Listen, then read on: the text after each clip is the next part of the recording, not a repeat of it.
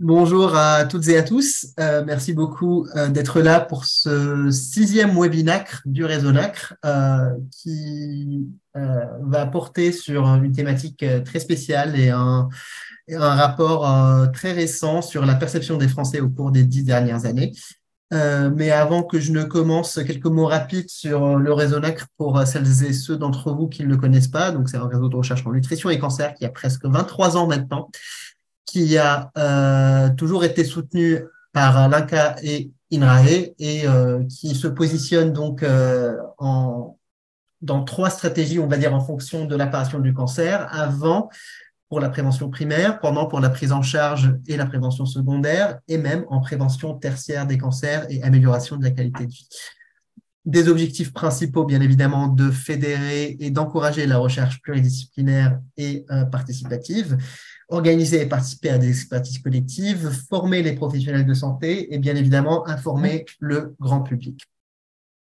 On est presque 45 équipes de recherche aujourd'hui réparties sur tous les cancéropoles et les territoires métropolitains, avec presque 450 experts et plus de 170 projets de recherche, dont à peu près 30% de recherche collaborative, des événements annuels pour le grand public, mais aussi des événements scientifiques, des pièces de théâtre, maintenant je peux le dire, qu'on organise également pour les jeunes, du théâtre forum, des articles grand public qu'on rédige, etc. Un site web certifié où vous pouvez trouver pas mal d'informations pour vous, pour vos patients, si vous êtes professionnel de santé ou du médico-social, mais aussi des informations concernant nos équipes de recherche pour les chercheurs et une proximité avec le public via les réseaux sociaux. C'est quoi les webinacres? Ça va faire bientôt 2 ans qu'on a lancé ces webinaires. C'est des rendez-vous scientifiques trimestriels, ouverts et gratuits, dans les cas duquel un expert français ou international, membre du réseau ou pas, nous présente ses travaux sur la thématique nutrition, activité physique et cancer à travers des disciplines diverses. Nous avons eu des chercheurs en sciences expérimentales, des chercheurs en épidémiologie, des chercheurs en recherche clinique. Et aujourd'hui, nous avons plutôt une présentation plus sciences humaines et sociales, santé publique, des échanges en direct et vous aurez bien évidemment la possibilité de discuter avec nos experts juste à la fin de la présentation. Donc, ce qui est super intéressant, c'est que tous ces webinaires sont disponibles en replay quelques jours après la fin du webinaire en direct. Donc maintenant, je vais vous laisser entre les bonnes mains de notre experte, le professeur Florence Coussongeli de l'Université Paul Valéry à Montpellier, qui va nous présenter l'intervenant du jour, qui n'est plus une surprise parce qu'il est déjà affiché sur l'écran. Donc voilà, je vous laisse avec ce magnifique binôme et on se retrouve tout à l'heure pour les questions. Florence, à toi. Merci Bernard. Bonjour, bonjour à vous tous. Je suis très heureuse de participer, d'animer ce sixième webinacre, donc du Résonacre, où d'ailleurs notre équipe fait partie du réseau et de modérer donc Monsieur Jérôme Foucault. Quelques mots de présentation donc de Jérôme Foucault. Donc Jérôme est titulaire d'un doctorat en sciences humaines de l'Université de Bordeaux. Alors, je connais bien parce qu'en fait, il se trouvait, pour la petite histoire, que nous avons fait notre doctorat en même temps, pas forcément dans la même discipline, mais donc voilà, on se connaît de longue date. Et suite à ce doctorat, il a ensuite débuté sa carrière dans le champ de la santé et de la prévention, notamment en tant que chargé d'expertise scientifique à ce qui s'appelait à l'époque l'INPES, donc l'Institut national de prévention et d'éducation pour la santé, qui est devenu un des départements de Santé publique France. Dans ce contexte de l'INPES, il a piloté de nombreux projets d'envergure internationale. Il a ensuite rejoint l'assurance maladie en tant que directeur de la prévention, puis directeur de l'offre de services, où il a dirigé à la CRPCEN pendant plus de 5 ans les 5 services de prestation, donc aussi bien la maladie, la vieillesse, la relation assurée, les actions sanitaires et sociales et la prévention. Et puis, bien sûr, c'est plutôt à ce titre-là qu'il est là aujourd'hui. Il est depuis 3 ans donc responsable ou chef du département recherche en sciences humaines et sociales, épidémiologie et santé publique à l'Institut national du cancer. Donc, comme vous le savez, cette agence nationale d'expertise sanitaire et scientifique, elle est dédiée bien sûr à la lutte contre le cancer. Et Jérôme Foucault, donc, dans ce cadre, est chargé de développer la recherche et de diriger des études sur le cancer en sciences humaines et sociales. Et ce sera une de ces études qui sera présentée aujourd'hui. Il est également l'auteur d'une cinquantaine de publications scientifiques et professionnelles et il est chercheur associé à l'université Sorbonne Paris-Nord dans le laboratoire éducation et pratique de santé. Et donc, en parallèle de ses activités de recherche, d'expertise, il fait aussi des enseignements. Il va enseigner notamment les sciences humaines et ce qui concerne la prévention donc dans différentes universités de France.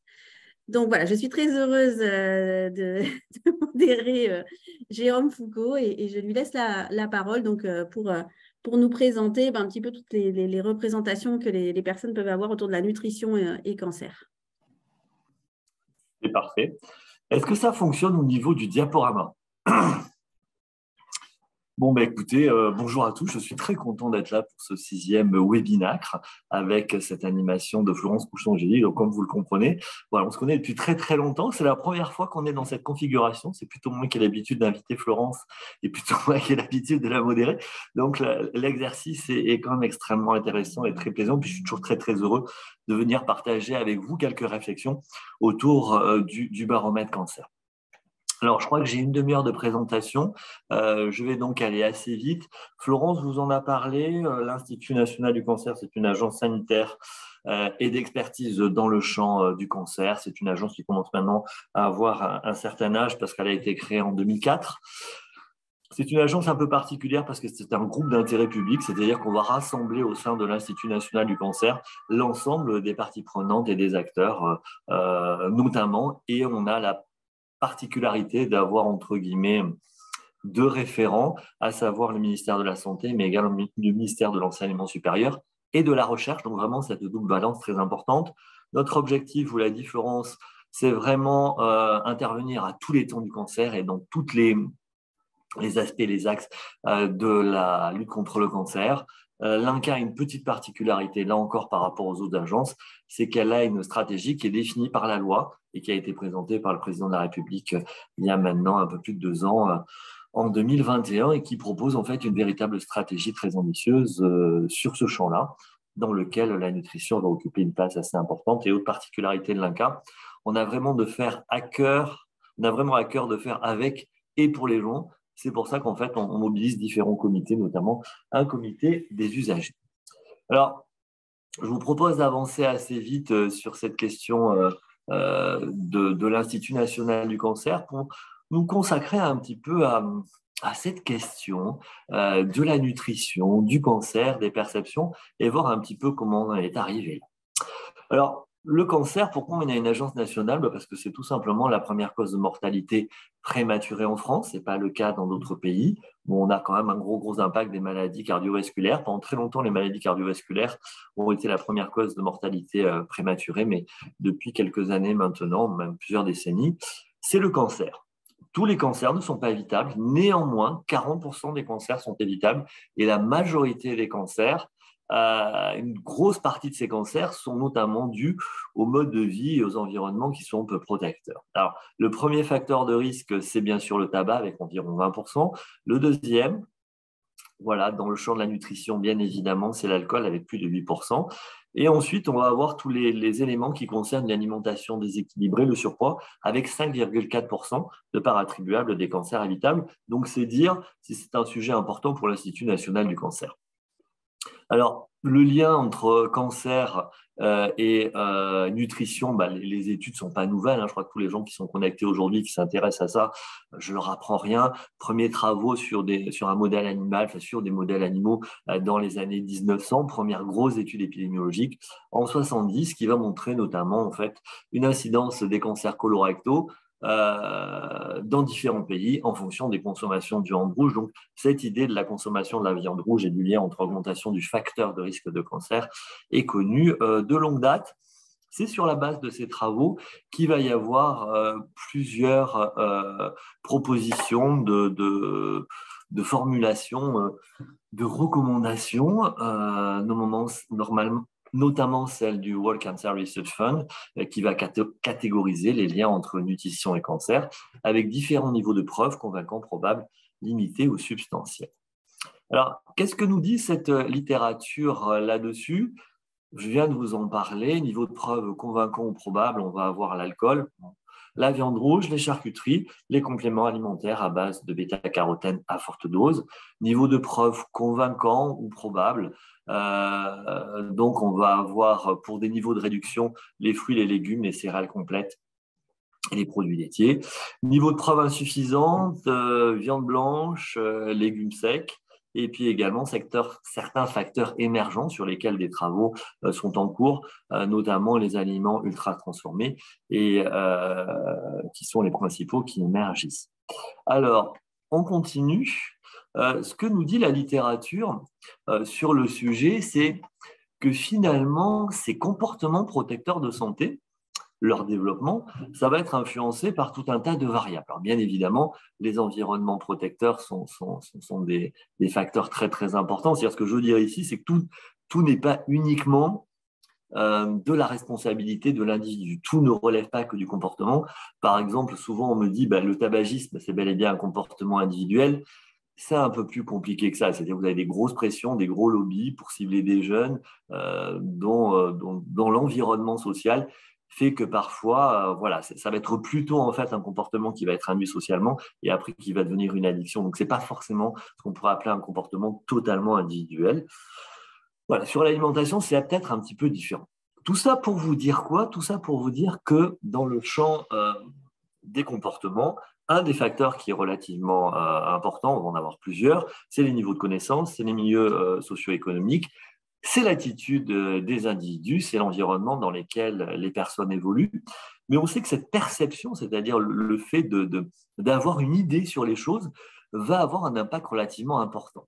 C'est-à-dire que si vous pensez que, par exemple, manger des fruits, c'est plutôt bon pour vous, vous allez plutôt essayer d'en manger. Et puis, si d'autres éléments, vous ne les pensez pas bons pour vous, vous allez essayer plutôt de ne pas en manger. Mais ce n'est pas forcément des choses qui sont avérées, c'est ce que vous, vous en pensez. D'où ça montre la nécessité, en fait, d'analyser ces perceptions chez les individus, qu'elles soient avérées ou non, c'est-à-dire qu'elles soient fondées ou non. Eux, qu'est-ce qu'ils en pensent? C'est-à-dire que c'est des modèles de pensée qui sont livrés d'IFO, mais qui leur permettent de dicter leur comportement et d'appréhender le monde. Alors, sur ces éléments-là, sur la question de la nutrition, on va avoir assez peu d'études au niveau international. On a quelques études en Espagne, quelques études en Angleterre, je ne reviendrai pas forcément dessus. Dans l'Hexagone, spécifiquement sur le champ du cancer, on va avoir très très peu de travaux. La principale étude que l'on connaît là-dessus, c'est le baromètre cancer qui est piloté par l'Institut national du cancer et Santé publique France. C'est la 4e édition. Pour faire simple, le baromètre cancer, c'est quoi? C'est une étude en population générale sur un échantillon représentatif de la population française qui vise à analyser les perceptions et les comportements des Français dans une triple perspective, avoir une idée à un instant T de ce que pensent, de ce que perçoivent, de ce que font les gens par rapport à des éléments qu'on peut leur proposer, notamment sur la nutrition, voir comment ça évolue. C'est-à-dire que l'idée, c'est bel et bien d'avoir en fait un questionnaire similaire d'une saison sur l'autre, d'une période sur l'autre, de façon à voir comment ça a évolué. Parce que ce qui nous intéresse bien évidemment, indirectement, c'est finalement quel est l'impact des actions qu'on va proposer.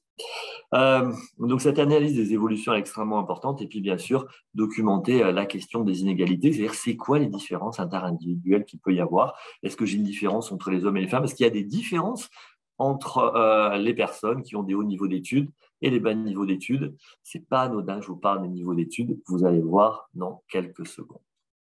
Donc, le baromètre cancer, c'est 8 grosses thématiques, perception sur les facteurs de risque en général, sur le tabac, l'alcool, les ultraviolets, le dépistage, l'information en général, le sentiment d'information sur le cancer, la cigarette électronique pour la première fois, et bien sûr, la nutrition et cancer. Je vais aller assez vite sur la méthode parce que je suis peut-être pas l'essentiel. Juste vous dire que c'est une étude extrêmement solide, extrêmement robuste. C'est une enquête qui est réalisée par téléphone sur les fixes et mobiles. Alors, on n'utilise pas l'annuaire, contrairement à ce que les gens pensent, parce que sinon, c'est complètement biaisé. En fait, on a un système qui va générer automatiquement des numéros de téléphone avec le 0, 1, 2, 3, 4 et 5 on va arriver en fait à mixer en fait les différentes régions et cet ordinateur qui génère en fait des numéros de téléphone au hasard va être après retesté pour voir quels sont les numéros qui sont valides ou pas. Ça sera sur la France hexagonale et après on va utiliser ce qu'on appelle une méthode quiche, c'est-à-dire qu'une fois qu'on a sélectionné un foyer avec un numéro de téléphone, on va demander combien de personnes vivent dans le foyer et de façon aléatoire, on va interroger la première, deuxième, troisième ou quatrième personne en fonction de l'âge. Au niveau des échantillons, je vous dis, on est sur des échantillons assez solides. Vous les avez à l'écran, environ 5000 en 2021, 3005 en 2015, 3002 en 2010. C'est des personnes âgées de 15 à 85 ans. Alors attention, en fonction des années, vous verrez qu'il y a des petites différences sur mes N sur les diapositives. C'est tout simplement parce qu'en 2010, les plus de 75 ans n'avaient pas été enquêtés. Pourquoi? Parce qu'en fait, ça a été conduit à tour de rôle par l'INCa ou par Santé publique France. À l'époque, c'était l'INPES. Nous, on interroge les 15-85 et eux sont plutôt sur les 18-75. C'est ce qui explique ce petit décalage, ce qui fait que quand on compare uniquement sur les 15-75. Le terrain d'enquête, le dernier s'est déroulé en juillet. Voilà, très rapidement, une fois qu'on a cette base, on va redresser la base, c'est-à-dire qu'on va comparer notre base par rapport en fait aux données INSEE de façon à donner un poids à certaines réponses, de façon à être sûr que notre échantillon est représentatif. Le questionnaire, donc les questions descriptives, ça vous connaissez, je ne vais pas aller très très loin là-dessus. Les questions sur la nutrition, on va s'intéresser aux sentiments d'information sur la nutrition, aux aliments protecteurs et après à des groupes d'aliments. On va demander aux personnes qu'est-ce qu'ils en pensent. Et je vous propose d'avancer directement sur le sujet parce que j'ai déjà pris 10 minutes pour le contexte. Alors, on avance si vous en êtes d'accord. C'est quoi les premiers résultats qu'on va pouvoir partager ensemble? Alors, le premier résultat, c'est que globalement, 56% des personnes se sentent assez bien informées sur la nutrition, 44% très bien informées, 34% plutôt bien informées. Et un point extrêmement intéressant, on va avoir presque 92% des Français qui, en 2021, pensent que l'alimentation peut avoir un rôle important dans l'apparition d'un cancer. 41 très important et 51 plutôt important. Donc, on voit quand même que les Français pensent que finalement, il doit y avoir un lien, pensent qu'il y a un lien entre l'alimentation et le cancer. Alors, une fois qu'on a dit ça, la première des choses qu'on va se poser, c'est finalement, c'est quoi la différence entre les gens? Est-ce que finalement, c'est quelque chose de complètement homogène dans la population française ou c'est quelque chose qui ne l'est pas? Alors, on a réalisé pour ça des régressions logistiques en reconnaissant un petit peu les variables. Ce que je peux vous dire, c'est que finalement, cette importance de l'alimentation, elle est mieux appréhendée par les non-fumeurs, par les personnes qui ont un IMC dit normal. Par contre, elle est moins perçue, moins appréhendée par les personnes qui ont plus de 75 ans quand vous comparez avec les personnes qui ont plus de 24 ans. Pas de différence qui est notée au niveau du sexe, du niveau de diplôme. Et de la CSP, j'y reviendrai en conclusion. Ça, c'est quelque chose d'extrêmement important parce que c'est la première fois que ça arrive, que finalement, juste sur cette variable-là, vous verrez sur le reste, ça va pas se maintenir, mais c'est la première fois qu'on ne va pas avoir de différence entre les hommes et les femmes qu'on a eu pendant très très longtemps, et surtout l'impact du niveau de diplôme. Curieusement, le niveau de revenu n'a pas toujours eu un impact, et on va le voir en fait plus en détail aujourd'hui. Alors, quand on s'intéresse aux aliments facteurs de risque, on va se poser la question de savoir est-ce que finalement la population française les identifie bien ou les identifie un peu moins bien. Alors, en ce qui concerne les facteurs de risque, on est sur quelque chose d'assez satisfaisant. Pratiquement, en fait, les 3/4 de la population va bien identifier la charcuterie. Presque les 2/3 vont identifier les viandes rouges. Bon, perception peut-être un petit peu moindre sur les compléments alimentaires. Donc ça, c'est quelque chose peut-être un petit peu plus nouveau, ce qui explique peut-être un petit peu ce décalage.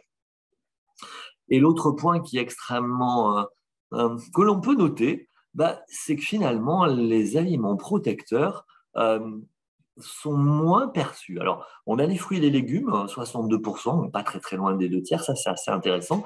Mais les produits laitiers, à peine 12%, enfin 12,7%, c'est même pas 13%, c'est même pas 15%.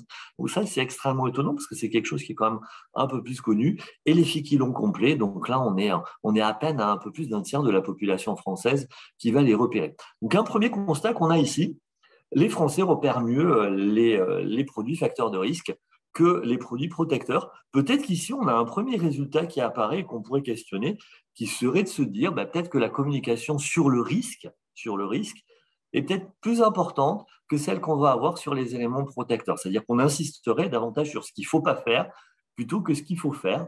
C'est une piste sur laquelle, en fait, on pourrait tout à fait réfléchir et discuter ensuite. Donc après, on s'est posé la question de finalement quelles sont les différences interindividuelles qu'il va pouvoir y avoir entre les personnes, entre ce qui concerne les aliments protecteurs et puis les aliments qui sont facteurs de risque. Alors, j'ai décidé d'être un peu positif. Je suis parti, moi, du coup, plutôt sur les aliments protecteurs, mais j'aurais pu partir sur les aliments facteurs de risque. C'était un choix comme celui-ci. Bon, qu'est-ce qu'on peut en dire quand on fait en fait nos tests statistiques avec nos régressions logistiques, ce que l'on va voir, c'est que les fruits et les légumes, comme facteurs protecteurs, sont mieux perçus par les cas des professions intellectuelles supérieures, les professions intermédiaires et par les personnes qui ont un niveau bac ou supérieur au bac, moins perçus par les ouvriers. Pas de différence au niveau du sexe, de l'âge et de l'IMC. Donc là, en fait, on voit peut-être la différence homme-femme est en train de se gommer. En revanche, le niveau d'études, là, va avoir un impact relativement important, pareil au niveau des catégories socio-professionnelles. Donc, peut-être un point en demi-teinte ici, moins de différence entre les hommes et les femmes, peut-être plusieurs explications peuvent être avancées, mais en ce qui concerne le niveau de diplôme, il continue de jouer, et également aussi au niveau des catégories socio-professionnelles.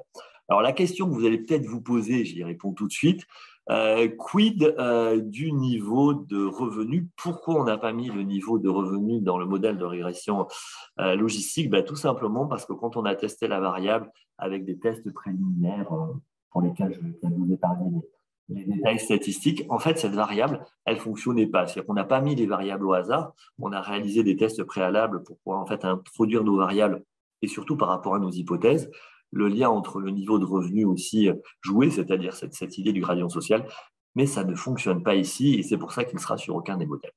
Je vous propose d'avancer.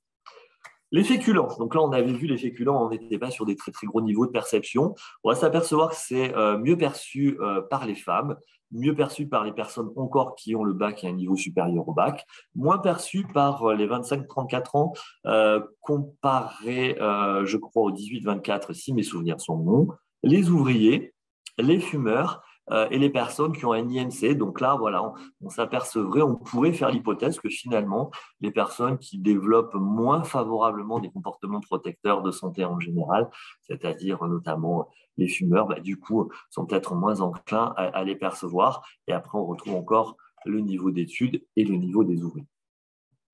Alors, on continue avec les féculents complets comme facteurs protecteurs. Donc là, on va s'apercevoir que c'est mieux perçu par les femmes et moins perçu. On se retrouve exactement, en fait, avec quelque chose de complètement équivalent avec ce qu'on vient de voir ici. En ce qui concerne les produits laitiers, facteurs protecteurs, vous vous rappelez, je vous l'ai dit il y a quelques petites secondes, 13% repèrent en fait les produits laitiers comme un facteur protecteur. On va voir les évolutions dans quelques secondes. Donc, c'est mieux perçu par les femmes, par les personnes qui ont un niveau d'études supérieur au bac. Et là encore, on va avoir un effet de l'IMC. C'est moins perçu par les 25-34 ans ici. Bon, là, sans qu'on ait trop d'éléments qui permettent de le clarifier, ce niveau, au niveau de l'âge que l'on va constater ici. On poursuit avec les facteurs de risque. Donc là, on avait proposé plusieurs. Donc, en ce qui concerne la viande rouge comme facteur de risque, on a vu que c'était quand même quelque chose d'assez important, pratiquement les 2 tiers. Donc, c'est mieux perçu par les 25-64 ans, si mes souvenirs sont bons par rapport aux autres. Bon, là, j'ai l'air d'avoir une coquille. Ceux qui ont un niveau supérieur au bac et ceux qui avaient un IMC 18,5. C'est moins perçu par les femmes, les ouvriers et les fumeurs. Je regarde juste le timing. Je poursuis ici en ce qui concerne la charcuterie comme facteur de risque. Mieux perçu par les 45-64 ans, c'est bien ça. Les cadres supérieurs et les professions intermédiaires.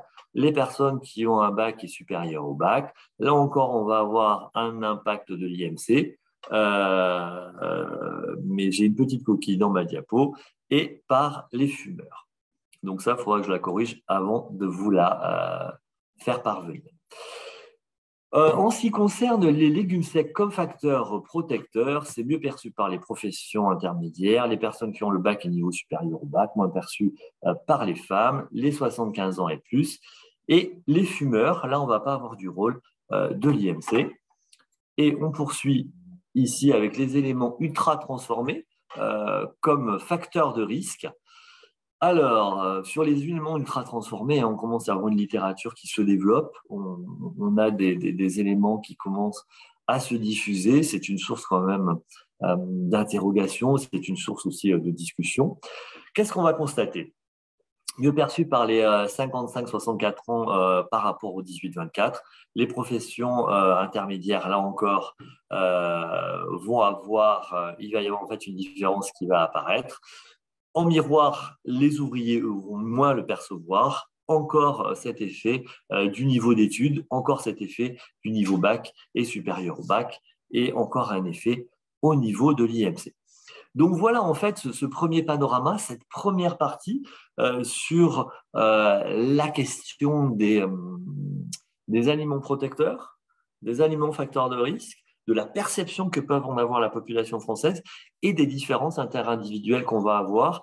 Et si jamais il y a un premier bilan qu'on va pouvoir tirer, c'est que la variable qui va systématiquement quasiment avoir un impact, c'est la variable des personnes qui ont le bac par rapport à celles qui n'ont pas le bac. Mais on y reviendra dans un petit moment pour la conclusion.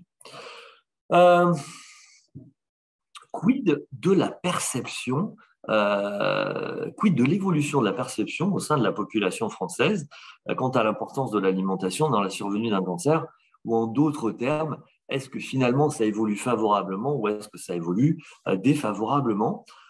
On va pouvoir dire que ça quand même évolue favorablement. On va s'apercevoir qu'en 2021, on est à 92% des personnes qui vont adhérer à cette idée de l'impact de l'alimentation sur la survenue d'un cancer.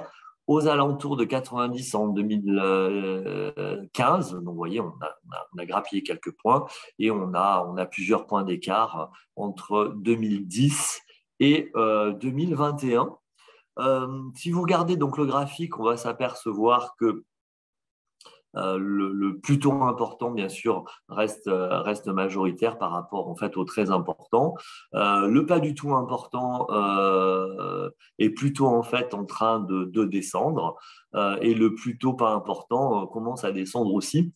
C'est pas forcément évident pour les autres éléments, vous allez voir. Les résultats très intéressants. Tout le monde a quasiment un avis là-dessus. Vous n'avez pratiquement pas de ne sais pas, ce qui n'est pas toujours évident. Alors, parce que là, les ne sais pas, quand vous commencez à regarder ici, ça commence à poser question. Alors, si on s'intéresse à la viande rouge comme facteur de risque dans la survenue d'un cancer, et on regarde comment ça évolue, 2010, 2015, 2021, vous avez les graphiques à l'écran. C'est en effet un facteur qui augmente le risque de cancer. On s'aperçoit qu'aujourd'hui, voilà, presque 63% adhèrent à cette idée. On s'aperçoit que l'idée que finalement manger de la viande rouge ça pourrait diminuer le risque de cancer, c'est vraiment en train de descendre. Que ça n'a pas d'influence, c'est en train de descendre. Mais ce qu'on va surtout en fait remarquer, c'est l'évolution très notable qu'on a ici, 30 points de différence entre 2010 et 2021. Et très très faible au niveau de ne sais pas. C'est-à-dire que là, on voit très clairement que la conception des gens, elle est assez claire là-dessus. C'est-à-dire qu'on était à presque 50% de gens qui n'en avaient aucune idée en 2010. Là, on est à pratiquement rien, 1,3%. C'est vraiment quelque chose de négligeable. Donc, on voit en fait cette augmentation, cette diminution, cette chute vertigineuse des ne sais pas et légère baisse de la perception donc n'a pas d'influence. on est quand même aux alentours d'une trentaine de pourcents. Bon, c'est quelque chose qu'on pourrait sans doute questionner. On avance. La charcuterie comme facteur de risque de cancer, là aussi, on va s'apercevoir qu'on va avoir une meilleure perception de ce risque, presque 25, plus de 25 points de différence entre 2010 et 2021, très faible niveau de ne sais pas. Là encore, hein, ça s'est complètement effondré. Hein, les gens ont une idée assez claire là-dessus. Voilà, c'est peut-être un petit peu plus en demi-teinte en ce qui concerne le fait que ça n'a pas d'influence. On est sur des chiffres qui sont quand même relativement stables par rapport à 2015. 21,5, 22,6, on est à peu près à un point d'écart. Donc voilà, cette petite augmentation de la perception n'a pas d'influence. Bon, elle est quand même notable si on la compare entre 2010 et 2021. Elle est plutôt anecdotique quand on la compare entre 2015 et 2021. En ce qui concerne les fruits et légumes, donc on poursuit là-dessus, on va constater quoi? On va constater une évolution modérée de la perception des fruits et des légumes comme facteur protecteur. Moins de 7 points entre 2010 et 2021, 4 points entre 2015 et 2021. Très faible niveau ne sait pas. Là, on voit systématiquement ce développement de la culture nutritionnelle de la population française. Sur le niveau d'augmentation de la perception n'a pas d'influence. On va avoir encore là 15 points d'écart entre 2010 et 2021 et 6 points entre 2015 et 2021. En ce qui concerne l'idée que les fruits et les légumes pourraient augmenter, voilà, on est sur quelque chose qui est vraiment en train de se réduire et ça, c'est un point relativement positif. Les produits laitiers, vous vous rappelez, les produits laitiers, c'est très très peu perçu. Un peu moins de 13% de la population française perçoivent les produits laitiers comme des facteurs protecteurs de cancer. Bon, voilà, on ne va pas beaucoup évoluer sur les chiffres, 12,3, 11,9. Bon, voilà, on est sur quelque chose d'un peu décalé, enfin, qui est assez stable, ça bouge pas. Donc là, il y a vraiment quelque chose d'assez important à faire. Sur le fait que ça puisse augmenter le risque de cancer, là, on s'aperçoit que ça monte un petit peu contrairement à ce qu'on aurait pu attendre. Et en revanche, n'a pas d'influence qui, lui, augmente de façon assez importante quand on compare 2010 et 2021. Je vais être dans les temps. Là encore, les ne sais pas sont en très, très forte baisse. Donc ça, c'est un petit peu étonnant. C'est-à-dire que les personnes sont assez sûres finalement de leur idée, c'est-à-dire très très peu vont répondre ne sais pas, mais en même temps, en fait, ce qu'on s'aperçoit, c'est que presque 70% de la population française pense que le fait de consommer des produits laitiers n'a pas d'influence sur la survenue d'un cancer et que finalement, l'aspect protecteur, c'est-à-dire l'effet de diminuer le risque, n'est pas très très bien perçu par les Français. C'est une conclusion importante. On poursuit, ça c'est sur le poisson. Bon, alors là, on est sur des aliments pour lesquels aucun risque avéré de cancer n'a été démontré, ni protecteur. Enfin, les éléments ne sont pas clairs, mais c'était des éléments qu'on avait posés il y a quelques années. Donc là, on va s'apercevoir que sur le fait de diminuer, c'est à peu près stable. De plus en plus de personnes ont plutôt pensé que ça n'a pas d'influence, 30 points d'écart entre 2010 et 2021, et ça a augmenté de 5 points entre 2010 et 2021. Très faible niveau de ne sais pas, là encore, ils sont tout à fait sûrs que oui, ça n'a pas que leur position est tout à fait valide, mais presque 40% pensent que ça a un effet pour le diminuer. En ce qui concerne la viande blanche, on va avoir en fait quelque chose qui est à peu près similaire. Ça augmente un petit peu plus sur la perception de diminuer, mais le point le plus important, c'est que finalement, ça n'aurait pas d'influence, donc ce n'est pas tout à fait incohérent par rapport à la littérature en cours. Voilà ce que je voulais vous dire sur ces éléments-là. Donc, je vais m'approcher tranquillement de la conclusion parce qu'il est 27 et j'avais vraiment calibré pour qu'on ait le temps pour pouvoir échanger. Donc, ce que je voulais vous dire pour conclure, c'est que le baromètre cancer, c'est la seule étude donc en population générale qui va s'intéresser à cette perception de l'alimentation dans le champ du cancer sur un échantillon représentatif. On va s'apercevoir que pour la première fois, on a des personnes qui vont avoir un avis assez tranché sur la question. Très peu de ne sais pas, avec des chutes vertigineuses de presque 50 points. Une meilleure perception de l'alimentation par les Français, plus de 92%. Donc, quand vous avez vu qu'il y avait des différences dans les chiffres entre les 92,6, 0,7, c'est ce que je vous ai dit, ça s'explique de par le fait que quand on est sur les analyses comparatives, on compare sur les 15,75 et plus sur les 15,85, ce qui en fait que vous avez ces différences-là par rapport aux chiffres que j'avais annoncés tout à l'heure, mais mes chiffres sont bons. Il y a juste une petite coquille à un moment sur une régression qu'il faudra que je corrige. Pas de différence au niveau du sexe, du diplôme et des CSP, ça je vous l'ai dit, c'est extrêmement important parce que c'est la première fois qu'on a ce résultat-là. Donc on voit très clairement qu'on va avoir un impact des stratégies de communication, d'éducation pour la santé, globalement de cette culture sanitaire et surtout de cette culture nutritionnelle. Donc vraiment, en fait, ça a augmenté. Je crois qu'on peut tous s'en féliciter et sans doute que le réseau NACRE y contribue largement. Et puis du coup, une réduction en fait des inégalités. Voilà, cette inégalité homme-femme, on l'a eu pendant très très longtemps et ce niveau de diplôme, on l'a eu pendant très longtemps. On le retrouve sur les autres. Et là, donc c'était la première fois qu'on l'avait pas. Donc ça, je crois qu'on peut s'en réjouir. Alors, on va se réjouir, mais on va se réjouir quand même de façon raisonnable. Bon, dans le détail, on va s'apercevoir qu'il y a une assez bonne perception des facteurs de risque de cancer, des aliments facteurs de risque, donc notamment la charcuterie, la viande rouge, faible perception des compléments alimentaires, mais ça c'est quelque chose d'assez récent. Impact du niveau de diplôme. On va avoir pratiquement jusqu'à 18 points d'écart en termes de perception entre les personnes qui ont qui ont un bac plus et les personnes qui n'ont pas de bac du tout. Donc là, en fait, on voit très clairement qu'il sera nécessaire de développer une approche différenciée pour finalement cibler ces personnes avec un bas niveau de diplôme et vraiment avoir une approche visant à réduire les inégalités.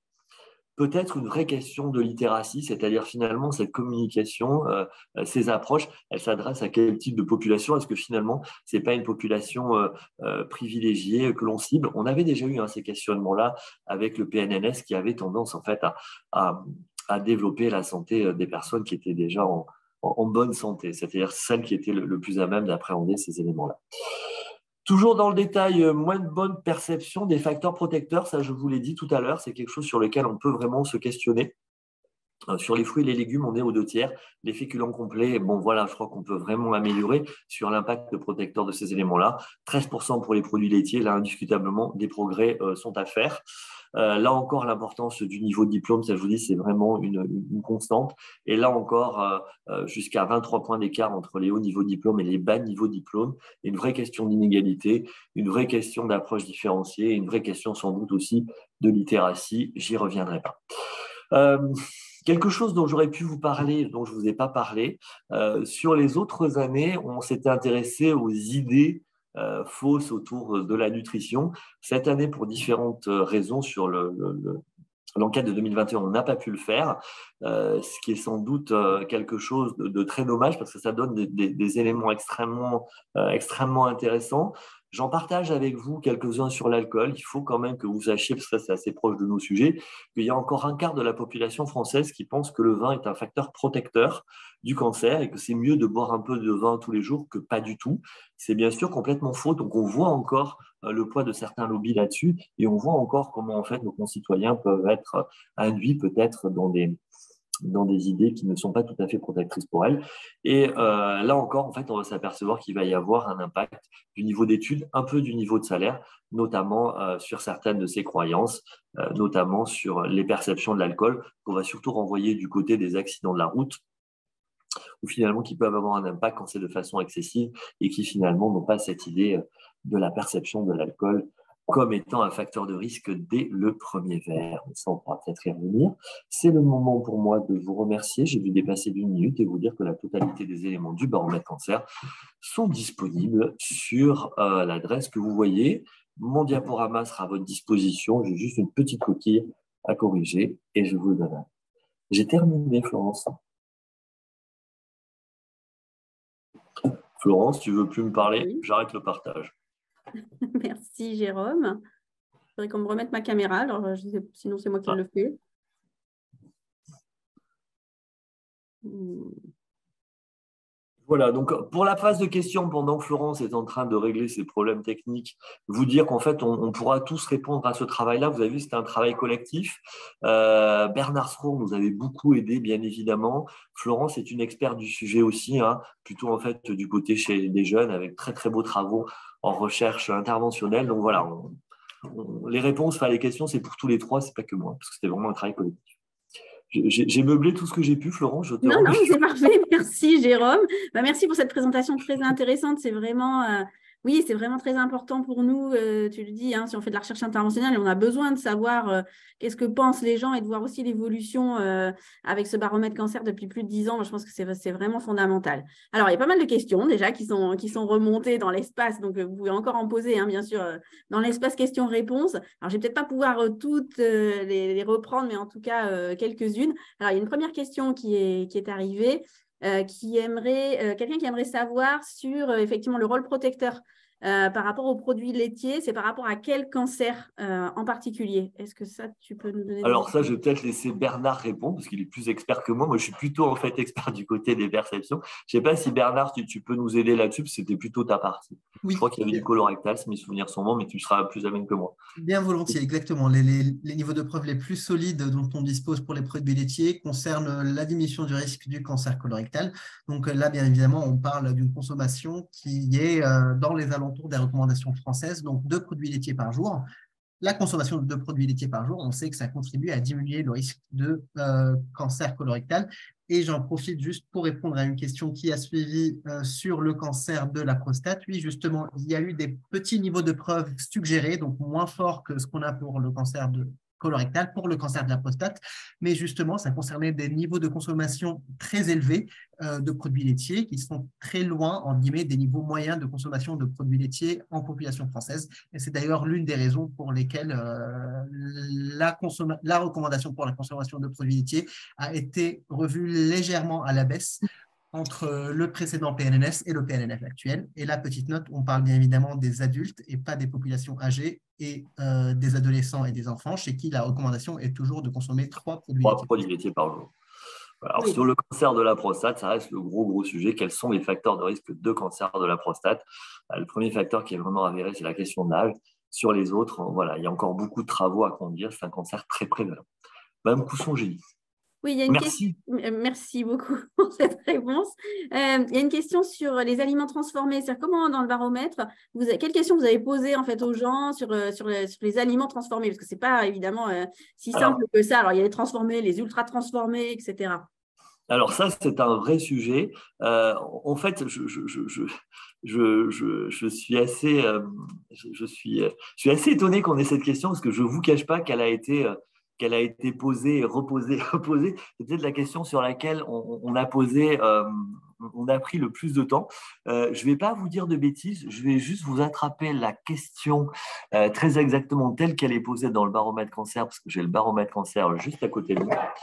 Donc voilà, oui, il est là. Je me le trimballe partout. Taf. La nutrition, c'était par ici. C'était après le tabac. Le radon, c'est bien après. Donc peut-être à une autre question en attendant à laquelle Bernard peut répondre.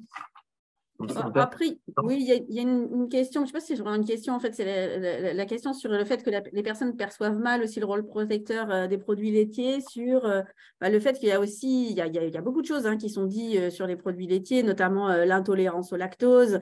Bon, il y a eu aussi beaucoup, alors ça là c'est pas forcément dans les questions, mais il y a eu aussi beaucoup de choses sur le fait que le lait c'était quelque chose qui allait accélérer le cancer, etc. Donc qui était plutôt dans l'autre sens du coup, que le lait allait au contraire plutôt augmenter les cancers, bon, ce qui je pense n'est pas du tout vérifié, mais là aussi je me tourne vers Bernard parce que c'est pas du tout là non plus ma spécialité, non. Mais il me semble pas que le fait de boire du lait va augmenter, est un facteur de croissance pour les tumeurs. Mais voilà, il y a beaucoup aussi d'idées comme ça qui sont pas forcément très très justes, et ça peut aussi venir contrarier entre guillemets le fait que les produits laitiers soient protecteurs. Et si je peux juste me permettre, il y a aussi eu quelques rôles d'acteurs commerciaux. On le voit sur certains sites web de boissons végétales qui veulent se substituer au lait d'origine animale, qui vantent soit des propriétés anti-cancer entre guillemets, pour les substituts végétaux, mais aussi qui relaient des informations sur le fait que le lait soit une boisson qui tue ou autre. Donc, il y a bien évidemment des facteurs économiques. Il y a aussi le rôle des facteurs de croissance. Bien évidemment, c'est suggéré dans des études expérimentales, mais pour le moment, le niveau de preuve n'est pas assez fort pour dire que le lait, ces facteurs de croissance-là augmentent le risque de cancer. Pour l'instant, les éléments qu'on a, c'est qu'il est vraiment protecteur et qu'on a des recommandations dans ce sens-là, mais on voit très clairement que c'est pas ancré. Et notamment, en fait, c'est ce que tu disais, j'y souscris tout à fait. C'est-à-dire qu'il y a une grosse communication des industriels avec certaines industries qui veulent se positionner. Donc, c'est la question 72. Les aliments ultra transformés sont des aliments qui ont subi différents procédés de transformation et intègrent des ingrédients qui ne sont pas utilisés en cuisine domestique comme des additifs. Il peut s'agir par exemple de steaks végétaux constitués de boissons édulcorées, de nuggets de poulet ou de poisson ou de soupe en poudre. Selon vous, la consommation fréquente d'aliments ultra transformés peut-elle diminuer, augmenter ou n'a pas d'influence sur le risque de cancer? Je vois en fait Bernard sourire parce que c'est vrai qu'on a beaucoup galéré sur cette question. Ça avait été un énorme boulot avec Santé publique France. C'est la seule question qui avait pris autant de temps dans le baromètre cancer. Donc voilà la réponse qu'on peut vous donner. Sinon, pour ceux qui ont téléchargé le baromètre cancer, c'est page 292. Bien sûr, le questionnaire est à votre disposition. Tout est à votre disposition. Et la base de données sera à votre disposition prochainement. Alors, il y a une autre question aussi sur, alors c'est la mauvaise perception, là, c'est pas cette fois-ci des produits laitiers, mais des fruits et des légumes, et dans le fait que les fruits et légumes soient protecteurs, hein, tu as montré tout à l'heure qu'en fait, ça a évolué finalement très peu. Une personne qui se demande si ça pourrait pas être lié aussi à la perception de l'agriculture traditionnelle qui utilise des pesticides, hein, tout le monde le sait, et donc sur le fait que peut-être qu'effectivement les fruits et légumes protégeraient du cancer, mais comme il y a quand même des pesticides, il vaudrait peut-être mieux pas trop en manger parce qu'on aurait aussi des risques pour sa santé. Alors, ça peut être en fait une hypothèse là-dessus. On avait posé en fait une question en fait sur cette question de l'agriculture biologique, sur lesquelles voilà les résultats étaient peut-être pas aussi marqués que ça. Et je vous ai pas tout présenté parce que sinon ça aurait été un petit peu long. Moi, je vois quand même deux choses. La première, c'est qu'en fait on a beaucoup communiqué sur les fruits comme protecteurs de santé, mais le lien en fait avec le cancer est peut-être pas forcément aussi marqué. C'est-à-dire que toutes les communications sur les fruits et les légumes, c'est plutôt sur la santé et un peu moins sur le cancer, en fait. Ce qui n'a pas été forcément le cas des éléments facteurs de risque. Donc ça, c'est une première hypothèse. Après, j'aime bien l'idée qui est posée là. On se l'était posé cette question-là. Mais en fait, comme le niveau de ne sait pas, en fait, tu vois, cette idée, oui, mais non, tu vois, cette espèce de doute, on s'était dit sans doute que ça aurait monté, mais on pourrait poser la question aux personnes qui ont dit non, pourquoi en fait elles ont dit non, hein. Ça, c'est quelque chose qu'on pourrait mettre sur le prochain baromètre cancer, Florence. Faudrait que j'y pense, de dire voilà, quand ils ont dit non, pourquoi en fait ils pensent que ça diminue pas, voire que ça augmente. C'est-à-dire ceux qui pensent que ça augmente, justement, en fait, voir si cette hypothèse de cette personne serait validée. Mais pour l'instant, on ne l'a pas testé. Ok. Mais c'est une hypothèse. Il y a peut-être une autre question aussi, quelqu'un qui demande si tu as des éléments sur ce que les gens pensent des compléments alimentaires. Du fait que les compléments alimentaires, effectivement, ça peut être vu comme quelque chose qui peut être, qui permet de rester en bonne santé. Mais je ne suis pas sûre que le baromètre, vous ayez vraiment d'éléments par rapport à ça. Non, en fait, la question qu'on leur a posée, c'est est-ce qu'ils pensaient que les aliments complémentaires, les compléments alimentaires, alors j'ai plus la question très exactement sous les yeux. En fait, on leur demandait s'ils pensaient que les compléments alimentaires pouvaient avoir un risque sur la venue du cancer. Tout à fait d'accord, enfin la même catégorisation que l'on avait précédemment. Okay. Mais on n'a pas plus d'éléments dessus, en fait. Voilà. Du coup, en t'entendant et au début de ton intervention, tu disais qu'il y avait 92% des personnes qui pensaient que l'alimentation avait un rôle important dans l'apparition d'un cancer. Est-ce que, alors qu'on a vu, hein, c'est pas en fait le plus important, c'est le tabac, l'alcool. Et c'est quoi les chiffres du coup sur tabac, alcool? Ça, c'est quelque chose qui m'intéresse. C'est pas du tout une question du chat. Hein, là, non, mais alors, en fait, on a fait quelque chose pour ce baromètre cancer qu'on n'avait pas fait avant, qui a été très challengeant. en fait, si tu veux, la question qu'on s'était posée, on avait fait d'abord une revue de la littérature en se disant, mais dans la littérature internationale, scientifique, comment ils vont appréhender ces perceptions des facteurs de risque? On l'a publié il y a quelques temps, cette revue de la littérature. Et en fait, il y avait deux papiers qui m'avaient beaucoup intéressé. Il disait que, enfin, la conclusion, c'était que si jamais on voulait appréhender la perception des personnes, il fallait le faire avec une question ouverte. Et il fallait que ce soit la première question, c'est-à-dire biaiser le moins possible l'échantillon et poser aucune question. Alors, c'est assez intéressant parce que quand tu leur poses cette question-là, le premier niveau de réponse qu'ils vont avoir, ça va être le tabac. C'est-à-dire qu'ils vont avoir 60% des personnes qui vont nous répondre que le tabac est un facteur de risque de cancer. Je crois que le deuxième, c'est l'alimentation avec plus de 30%. L'alcool va arriver en troisième ou quatrième position. Et contrairement, enfin, je pense que ton idée, c'est quid de l'environnement. L'environnement va arriver en fait avec 15% des personnes qui vont le citer, au même titre que les facteurs psychologiques. Et en fait, ce qui a été très étonnant, c'est que parmi les facteurs qui ont le plus augmenté en termes de perception, ça reste la perception en fait de facteurs psychologiques, c'est-à-dire la survenue d'événements traumatisants. Mais pour répondre très clairement à ta question, spontanément, le deuxième facteur qui arrive après le tabac, c'est l'alimentation au sens large. Oui, oui, c'est ça. Non, mais ça confirme un peu l'idée que j'avais que les gens donnent quand même beaucoup de poids Oui. et d'importance à l'alimentation. Et voilà, nous, quand on fait des actions de prévention ou des conférences grand public, si on aborde le thème alimentation, et on nous demande énormément d'interventions sur ce thème-là, évidemment beaucoup plus que sur le tabac ou l'alcool.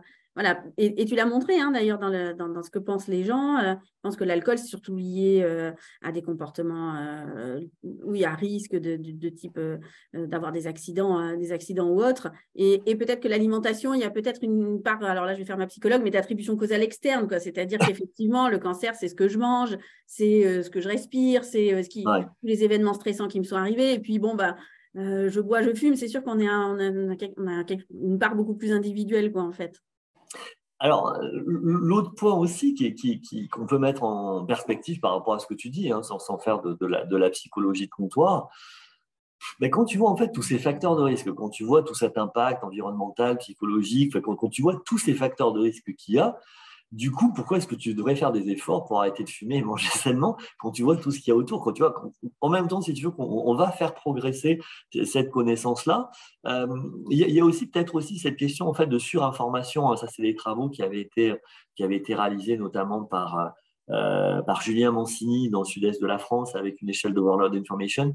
Donc, on est en train de retravailler avec eux. Et voilà, on est en train d'essayer d'analyser aussi quel est le lien entre les perceptions dites dysfonctionnelles, c'est-à-dire ne pas reconnaître les facteurs de risque et alimentaires et autres, et le niveau en fait de surinformation, d'overload information, pour voir si finalement la communication elle est protectrice, mais jusqu'où, tu vois, et comment on pourrait être un petit peu plus fin là-dessus, notamment sur des personnes avec un gros gradient social.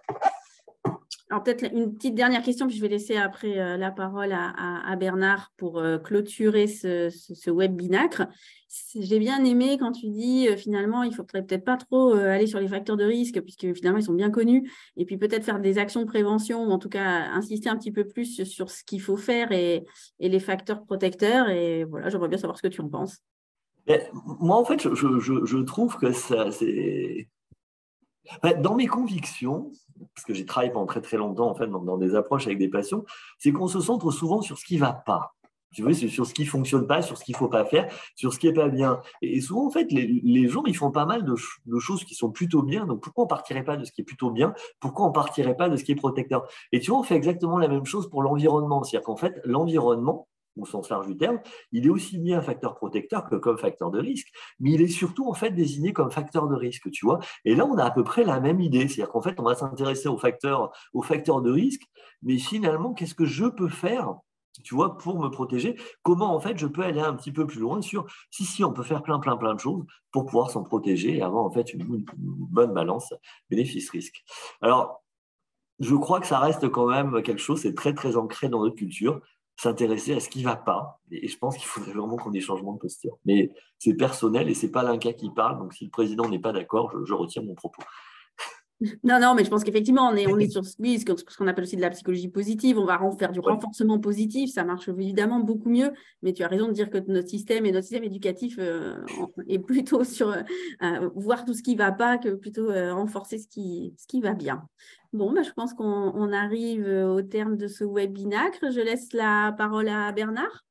Merci, Jérôme. Merci, Florence. Merci beaucoup Florence, merci beaucoup Jérôme. La présentation était passionnante. Les questions aussi, on a eu plein de questions auxquelles on n'a pas pu répondre. Nous sommes vraiment désolés. Je vais encore te remercier Jérôme pour tout ce travail sur le baromètre cancer, mais aussi pour tout le travail de coordination de ton département à l'INCa. Bravo aussi à tous les efforts de l'INCa. Merci beaucoup Florence pour cette modération. On a aussi beaucoup profité de ton expertise. Avant de vous laisser, il me reste juste à vous révéler le contenu de ou la thématique plutôt, de notre prochain webinaire qui aura donc lieu le 5 octobre 2023. Et là, on va un peu changer de registre. On va s'intéresser plutôt dans le cadre du mois d'octobre rose au cancer du sein. Et on va parler avec le professeur Catherine Muller qui va nous parler donc du dialogue entre le tissu adipeux mammaire et la tumeur dans le cadre du cancer du sein, ce qui expliquerait donc les liens entre obésité et apparition de cancer du sein, mais aussi qu'est-ce qui se passe une fois qu'une tumeur mammaire est installée et comment se passe donc ce dialogue entre les tissus adipeux mammaires et le cancer du sein. Merci beaucoup et au revoir.